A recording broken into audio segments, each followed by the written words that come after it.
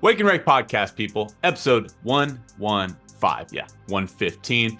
What's going on, party people? Opening day is here. We made it. Went, 4 months, 3 months without baseball? Well, for the next 7 months, the exception of the All-Star break, we're going to get Major League Baseball games every single day of our lives. We finally did it. Hands in the air. Finally did it. Yes. Opening day, been a blast so far. I should say opening weekend. I'm recording this on Friday, March 29th. Yes, I am solo. Now, the reason I'm solo is we're going through some changes here at the Wake and RAKE Podcast. Nothing too crazy major, but definitely some things to point out here. So, the good news, Middlebrooks is transitioning into an even larger role with Nesson and with the Red Sox and their broadcast team. The dude, I say it's really like it's CBS Sports HQ. It's the Red Sox. Like, he's been spread really, really thin, especially this season. Pre and post game, he's going to be doing more and more games on the broadcast team as color analyst. And then he's also, of course, going to stay with his duties with CBS Sports HQ as MLB analyst. So the bad news for us is their gain, essentially. Their gain is our loss. So Willie is just not going to be able to commit the same amount of time that he has been in the past here at the Wake and RAKE Podcast. So get used to my voice because you're going to be hearing a lot of it. But Will's going to be back. Like there's nothing guaranteed right now. It's not like he's leaving. We're not in a tiff or anything like that. Like, I'm golfing with him in, I think, 2 weeks, 3 weeks from now. So, there wasn't any sort of relationship breakup of any sort. It just has to do with kids, work, life has happened. So Will's going to be taking just a little bit time away. He's not going anywhere. But this podcast essentially is going to be transitioning from, the back and forth banter that Will and I always had, which was, we could bullshit about anything for 30 minutes straight. I could start talking about how pitchers should do X, Y, Z and get Willie all riled up. So it's going to be transitioning from back and forth banter to more of an informational, type show. What I do best is I provide stats. I provide quirky angles to what we saw across the games. So that's what I'm intending on doing. And also I'm looking to get more and more guests too, because I'm going to get tired of my own voice on this podcast eventually. So more guests, more segments too. Today's episode, just to give you an idea of what, future episodes might look like too. So today's episode will include predictions. We'll talk about opening day and what happened on opening day for just a smidge there. Then I'll get into predictions, divisional winners, wild card picks. I'm not going to talk World Series predictions because it's ridiculous. I'll get more into that later. It's ridiculous to pick your World Series winner in March. It's impossible. It's not happening. And then more segments. I'll finish up with some updates on Major League Baseball rules. So there are about 3 or 4 new rules that Major League Baseball is implementing here in 2024. And they're actually enforcing one rule that we've already seen turn some heads already. And I'm going to explain it in detail exactly what MLB umpires, how they're going to enforce it, what they're going to be looking for, and what fans are going to be experiencing here in the 2024 season. And then I'll finish up today's episode with a little film breakdown. I saw something from a certain Kansas City Royals shortstop who is emerging as an absolute superstar. And I saw it was actually in spring training. So I want to look at his film. I want to show you the adjustment that he made mid-pitch to be able to hit the ball out of the ballpark and how extraordinarily unique it is for a kid his age to be making those adjustments at the big league level. All right. Intro is over. Let's start with a leadoff. And I'll start in Oakland on the West Coast because that's what I do, West Coast bias. Let's talk about Oakland. Now, I think everybody knows the situation at this point. The Oakland A's have been approved to move their team to Las Vegas from Oakland, California. They, of course, follow in the footsteps of the Raiders, who also left. The Warriors, they didn't leave the Bay Area. They moved to San Francisco, but Oakland is now hanging on by a thread in regards to sports teams, and that's the Oakland A's. They won't be moving to Vegas next year. They're actually looking for a temporary home.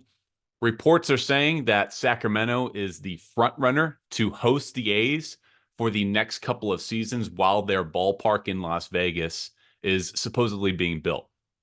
So While all of that is going on, the fans in Oakland, and they've been doing this for the last year plus, they are boycotting ownership and their decision to move the team. So last night, and by last night, I mean Thursday night, the Oakland A's, their 2024 home opener, they were playing the Cleveland Guardians, and 13,522 people was the announced attendance. I say announced because if you look at the photos, I wasn't at the game.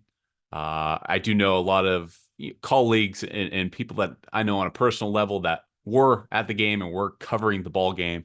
They said there's no possible way there were 13,000 people in that ballpark at any given time. But that was the announced attendance. And there were thousands more outside of the stadium that chose not to go into the ballpark in their intentions to boycott ownership. Look, it's never one thing. Whenever you see a team that's relocating, I've talked about it on previous episodes. There's a lot of people to blame: city, ownership, the league. I could go on and on about this. What I do know is this: I grew up a Sacramento Kings fan, Northern California, born and raised.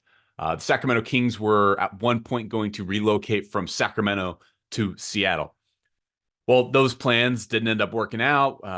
It was Vivek Ranadive who kind of came out of nowhere and decided to put some money and invest in Sacramento and build the new arena, Golden One Center in Sacramento. And remarkably, the Kings have stayed, and now they're flourishing now here in 2023, 2024. And I say that because I'm not saying that the A's are going to stay in Oakland. I don't know how likely that is. What I will say is that I've never seen a fan base make this much noise across a league. You look at last year, they had sell the team chants at the All-Star game up in Seattle. They had sell the team chants down at Dodger Stadium.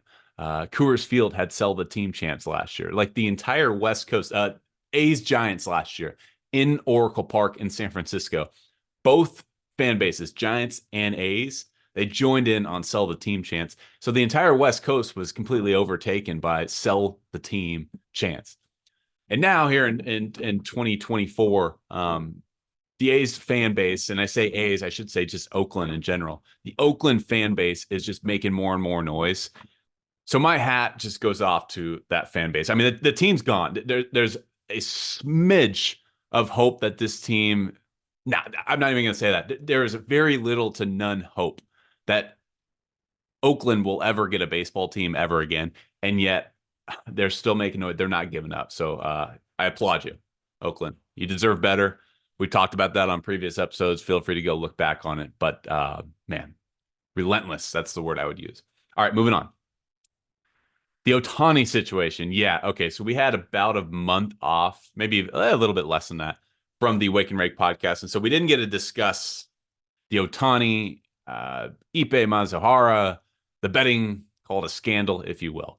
We haven't gone into the details. Will and I have talked on the side about it, but I'll say this because I want to let legal figure that all out. The latest update is that situation is lawyers are involved, the feds are involved, and Major League Baseball is having their own investigation on the situation. Ohtani, of course, claimed that he did not and has not ever bet on not just baseball, but sports in general. I'll leave it at this. I'm not accusing Ohtani of doing anything. I'm not accusing Ippei of doing anything. I think it'll play itself out with the lawyers and whatnot. I will say this.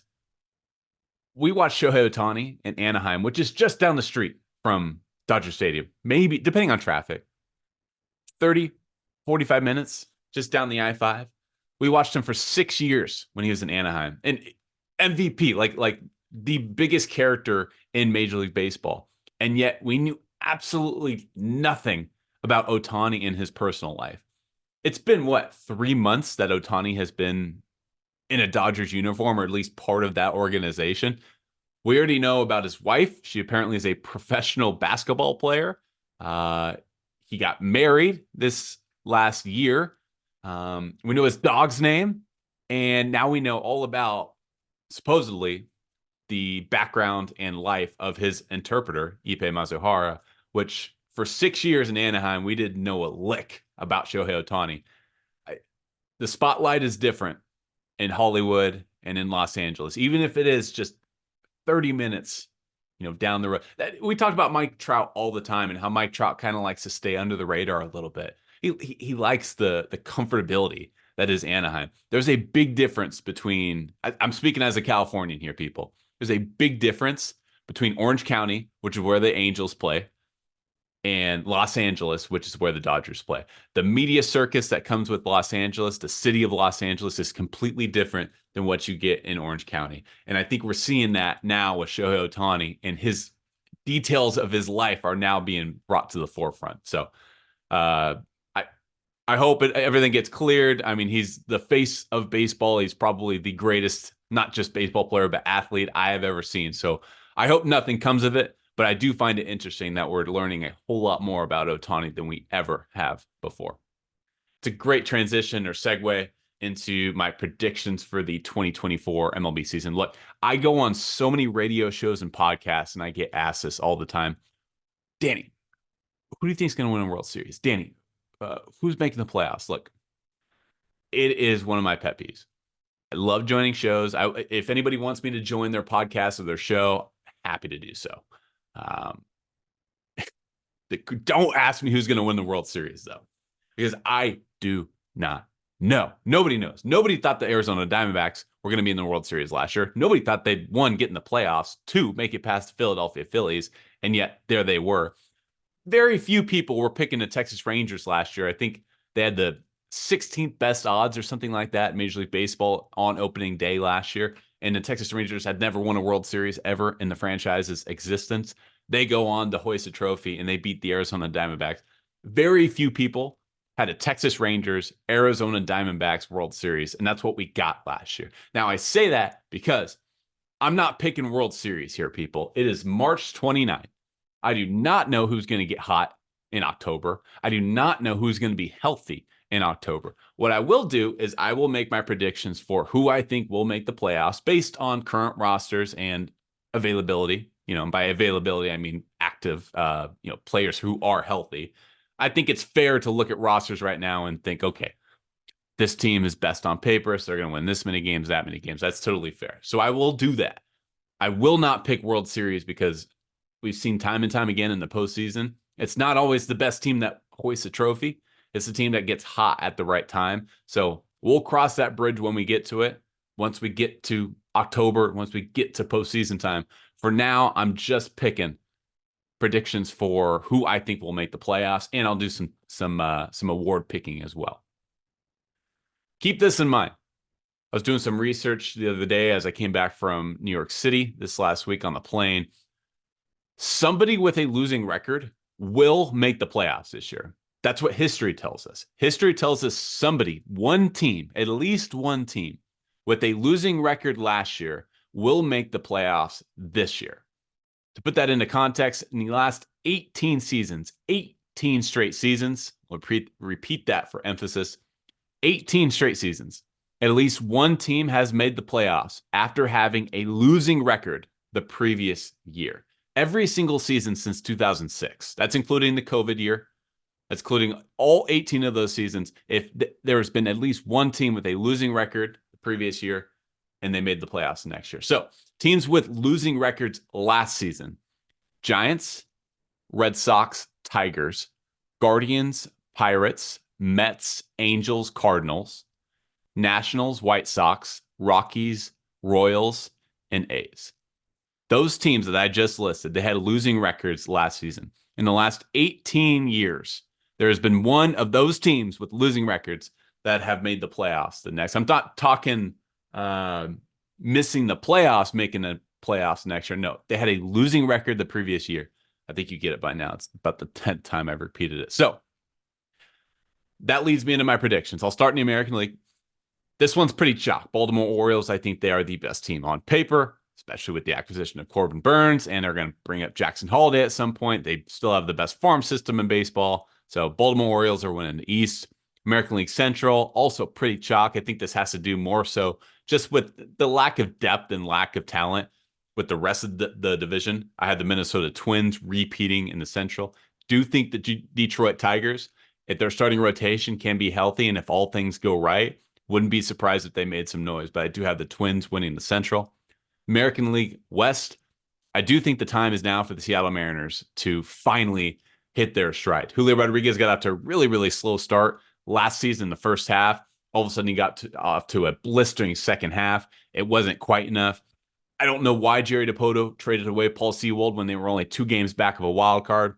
That's what they decided to do. They made some minor moves of the offseason, no A-listers necessarily. But I do think if the Mariners can find their stride, kind of all things click at the same time, and they're young too. Like they have a lot of flexibility roster-wise right now because they have a lot of their young core completely locked up. They really have no notable free agents that I should say no notable players that are going to be hitting free agency after this year. Look at their rotation. After Castillo, it's Kirby, Gilbert, Miller, and then Brian Woo's going to start the season on the IL. None of those players are any older than 26 years old. So they're young and they have them locked up. I think the time for Seattle to make some strides. I know it's a tough division. Rangers, Astros. We won't talk about the Angels or A's, at least not in that conversation. But I do think Seattle has as much talent as any of those teams, as long as that front office can be active.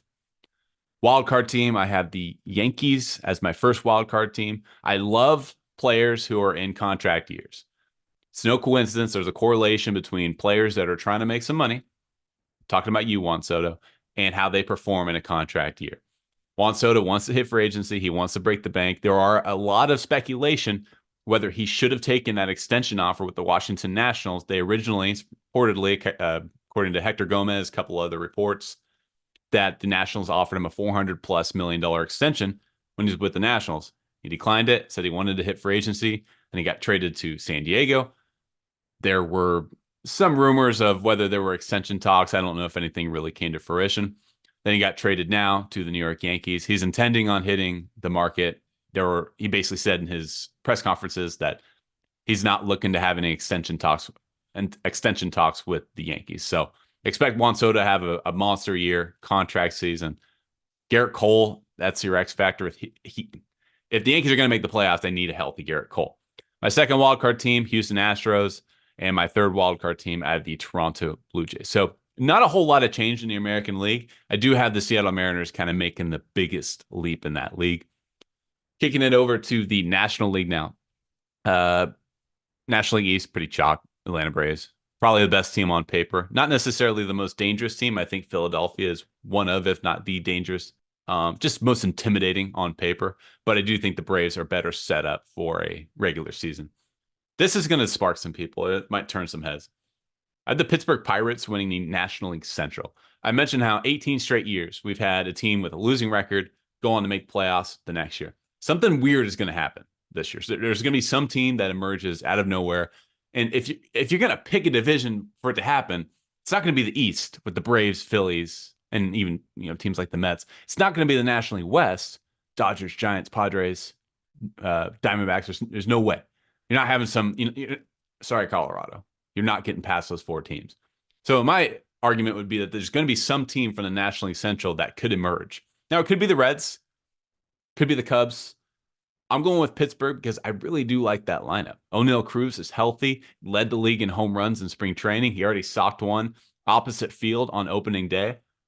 According to MLB.com, they actually have the 3rd best bullpen in Major League Baseball. Not in the National League, but in Major League Baseball. So the bullpen's underrated, headlined by David Bednar. Starting rotation, concerning.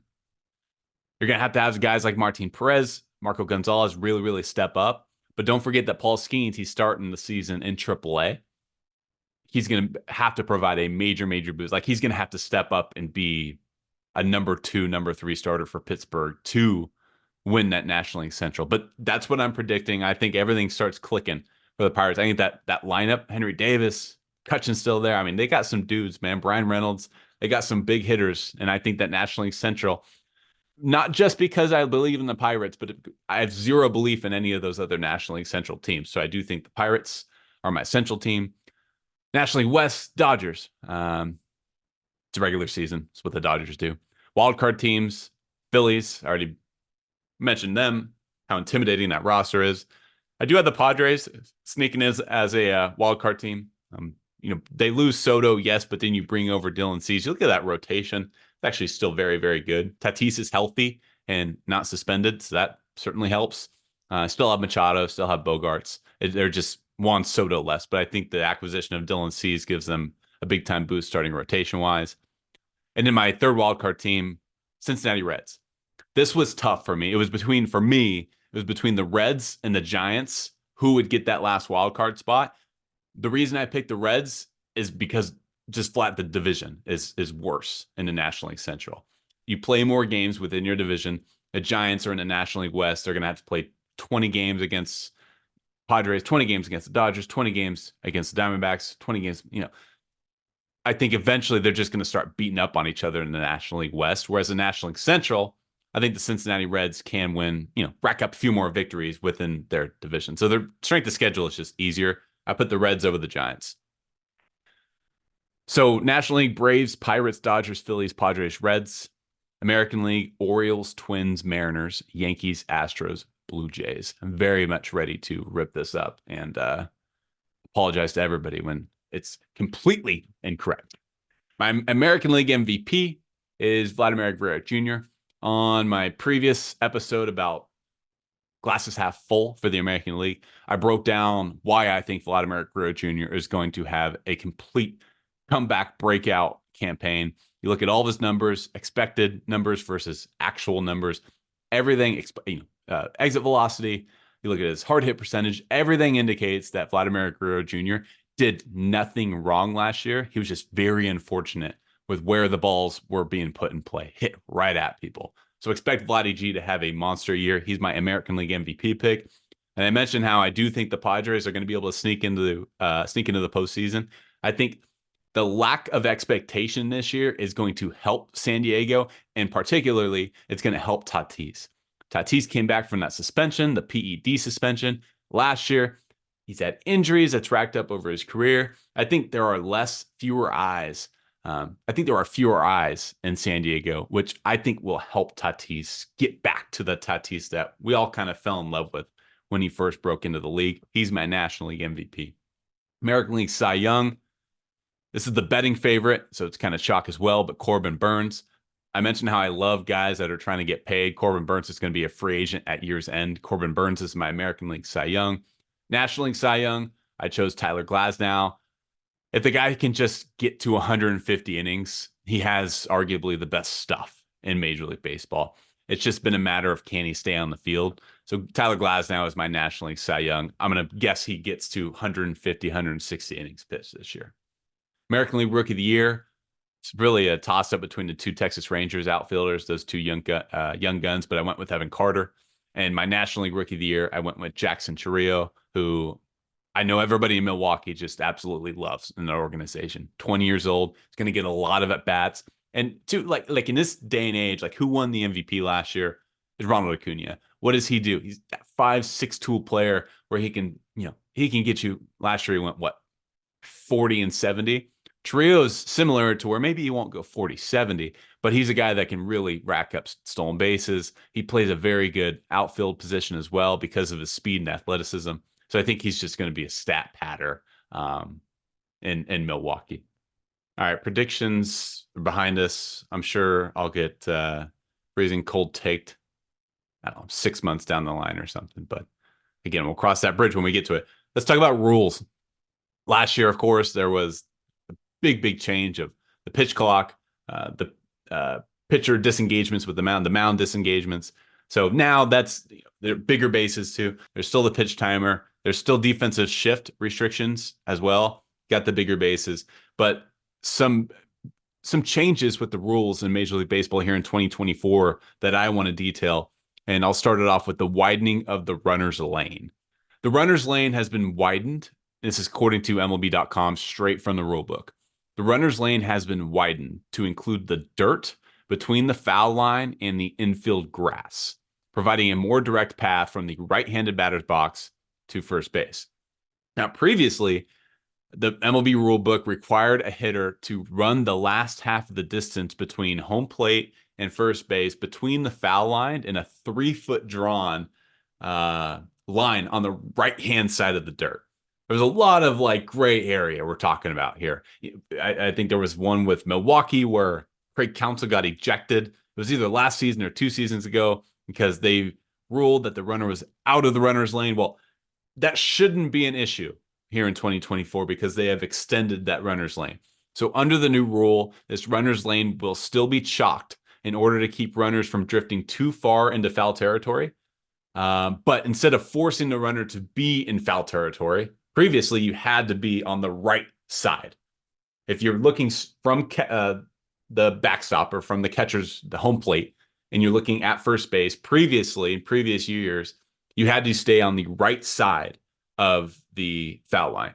So the runner will now be deemed in compliance with the rule as long as both feet remain on the dirt path between home and first. So as long as you stay in the dirt, you're good to go. There's a pitch timer reduction. Now, I think everybody understood last year, pitch timer, it was 20 seconds with no runners on, or excuse me, 15 seconds with no runners on, 20 seconds with runners on base. Well, now it's been reduced. The pitch timer has been reduced from 20 seconds to 18 seconds with runners on. It will remain 15 seconds when the bases are empty. So pitchers have 15 seconds when the bases are empty. Now they have 18 seconds when runners are on base. Last year was 20. This year is 18. It's a 2-second difference. There's not a whole lot. What we did see last year is because of the new rules, we saw the first half of the season, time of game was about 2 hours 20, 2 hours 25. All of a sudden, players got smart. They started realizing when to use their timeouts, when they could step out, how many timeouts they got per at bat. So the time of game, the first half of the season was about 2 hours 25 minutes last year. And in the second half, it was closer to 2 hours 40 minutes. So Major League Baseball is trying to condense game times, get more action in less duration. And so now they're reducing it from 20 seconds to 18 seconds. Base blocking guidance. Now, this is not a new rule, and this is probably the biggest change, and it's probably going to create the most controversy in Major League Baseball. There's going to come a time this season where this new rule, this enforcing of obstruction rule around the bases, is going to cause issues because it can get subjective at times. So this is not a new rule. This is simply the league wanting Major League Baseball umpires to enforce it more strictly. The existing rule, Rule 6.00H, it awards the base to the runner when the fielder is ruled to have impeded the runner's progress while not in possession of the ball and not in the act of fielding the ball. So the rule leaves it up to judgment of the umpire as to whether a fielder is in the act of fielding the ball. The new guidance is asking umpires to call obstruction if they determine a fielder has positioned himself to impede or hinder a runner's path to the base before receiving the ball.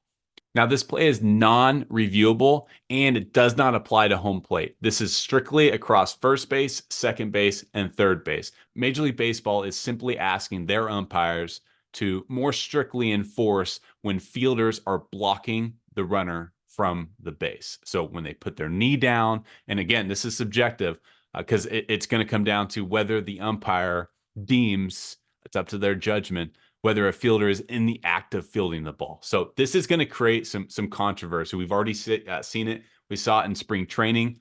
Look, it was a spring training game. Nobody really cares about the score necessarily, but there was some debate over, okay, like which umpires are going to enforce it strictly, which umpires are going to let it slide, no pun intended. So this is the biggest rule change for 2024, the base blocking guidance and how they're going to enforce it. According to ESPN, they held a video conference with managers, so everybody's informed on it. It should come as no surprise.